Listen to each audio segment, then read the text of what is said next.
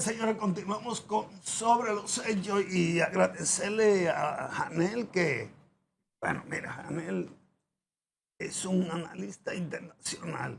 Si le pagaran por programa, ya no tiene que trabajar. A mí me gustaría verlo, y me excusan, oye, pero No a mí tiene me que gustaría trabajar, verlo como canciller.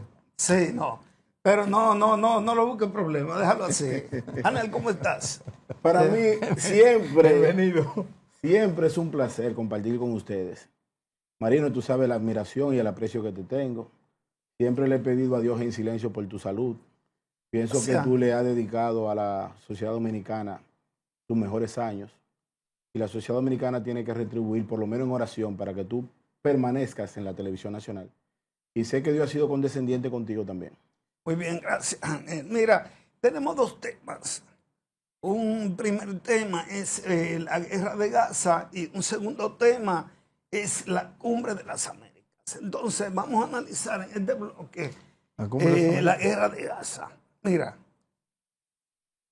cada quien tiene su favorito en un análisis internacional, pero yo creo que la propuesta de Donald Trump y que respaldan varios países musulmanes ahora mismo es la mejor salida a lo que está pasando en Gaza y en el Medio Oriente.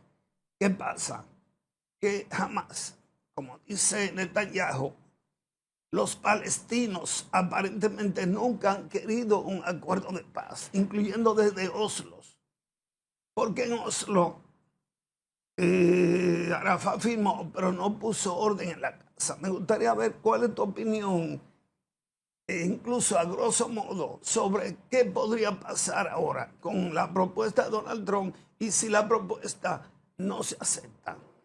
Mira, para nosotros interpretar el conflicto entre Israel y Palestina, hay que dividir este conflicto en tres niveles.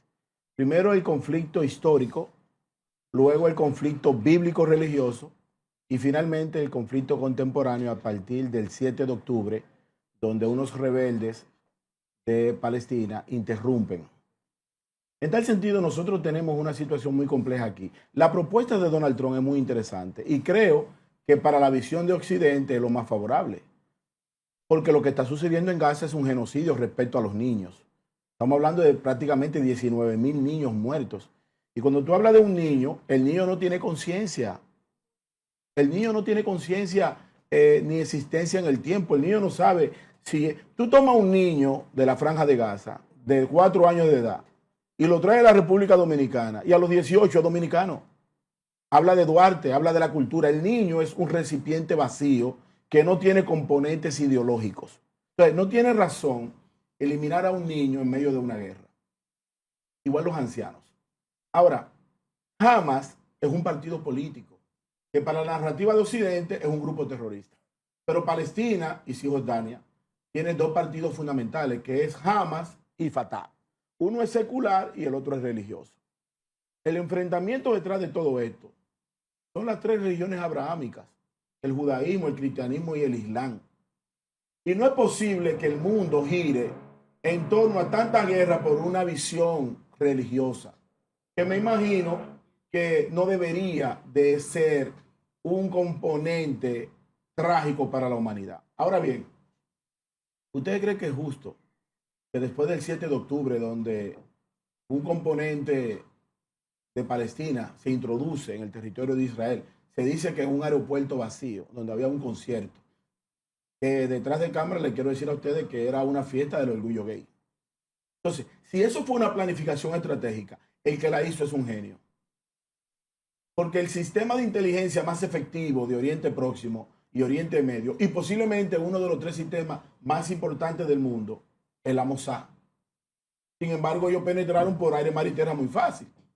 Eliminan a aquellas personas que según la creencia del judaísmo está contraria, porque Israel, independientemente de todo, hay unos judíos ortodoxos que no aceptan la homosexualidad, ni mucho menos el lesbianismo. Pero por otro lado también era la excusa perfecta ¿para qué? Para realizar lo que está pasando en la Franja de Gaza. Al final el mundo, a través de la 80ª Asamblea de Naciones Unidas, tuvo el reconocimiento de estados que eran prácticamente imposibles de pensar del lado de Palestina. Estoy hablando de Francia, estoy hablando de Inglaterra, estoy hablando de Portugal y otros estados importantes que han reconocido el Estado palestino. Yo pienso que ambas tendencias tienen que bajarle un poquito al discurso para poder buscar un espacio de paz. Porque el mundo, independientemente de que la gente hable de Rusia y de Ucrania, ese conflicto en la Franja de Gaza puede ser la chispa para un conflicto a gran escala. A gran escala. Y me refiero al apoyo musulmán que pueden recibir los componentes de Hamas. Manuel, qué interesante que menciona el tema de los países europeos que han apoyado el tema de Hamas.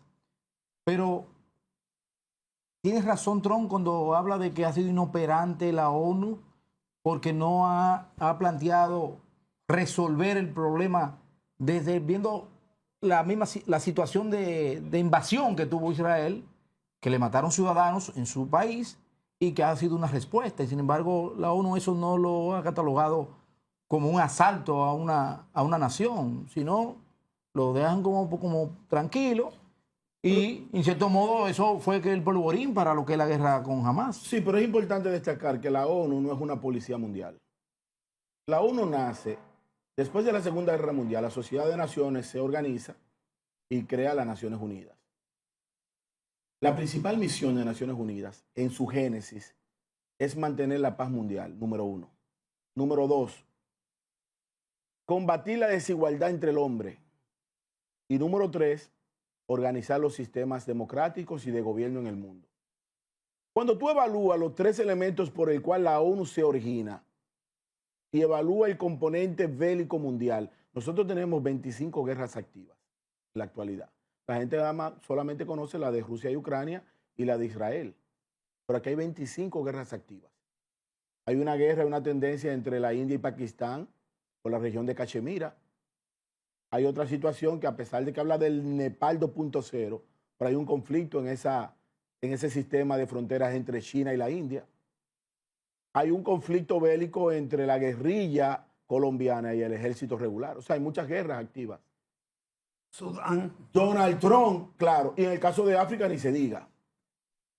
Donald Trump simplemente ha dicho el sentir de la mayoría de los presidentes libres del mundo.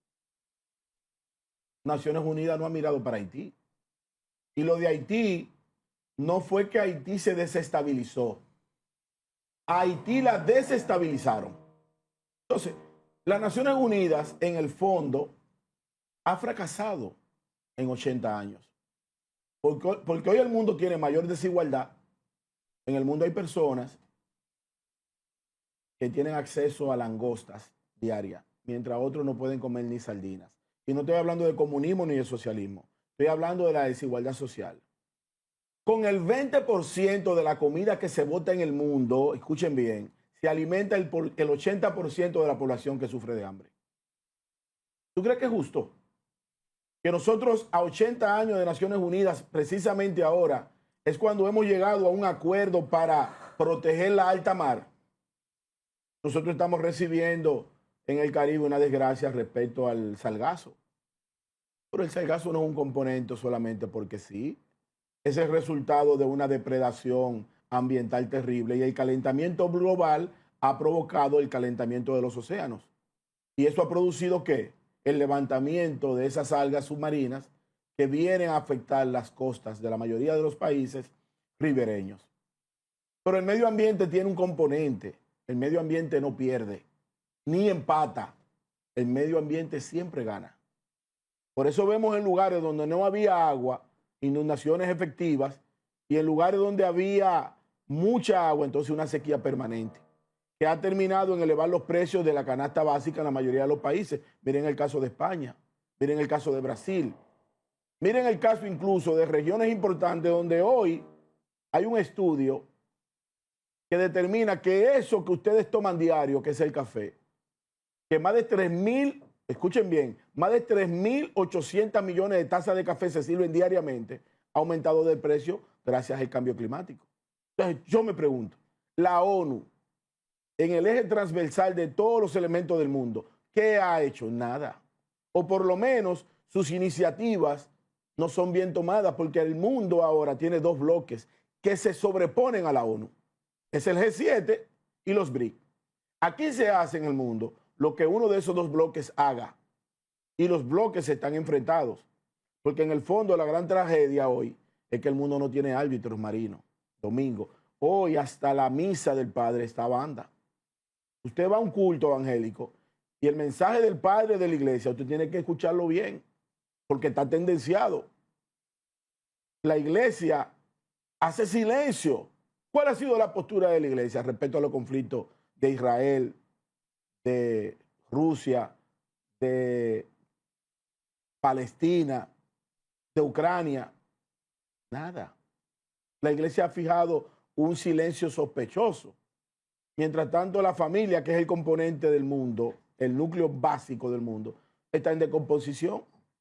Aquí tenemos familia, 2 hombres criando un niño, 2 mujeres, que no tenemos problema con eso, son tendencias personales, pero 2 mujeres que deciden ir a un laboratorio y una de ellas queda embarazada y son madre y padre de un niño que se cría sin un sistema familiar. La familia, desde la creación del Génesis, entre el Éufrates y el Tigris, está compuesto por un hombre y una mujer.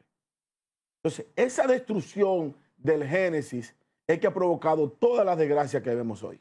Anel, sí. bueno, es interesante esta preguntita corta. Tiene que ver, la Sociedad de Naciones desaparece, entra a ONU.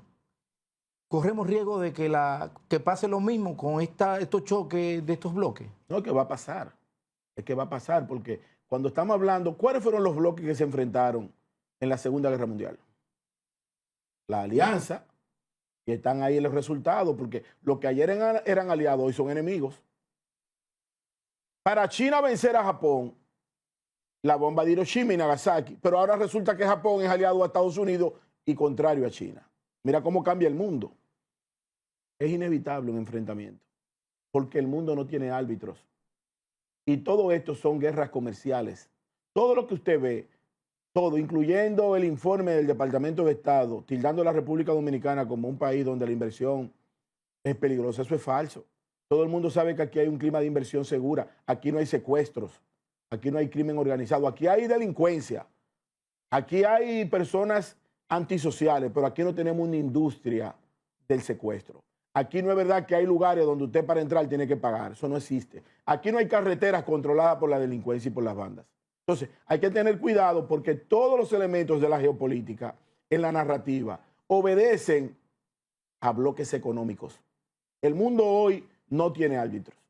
Bien, vamos a la pausa.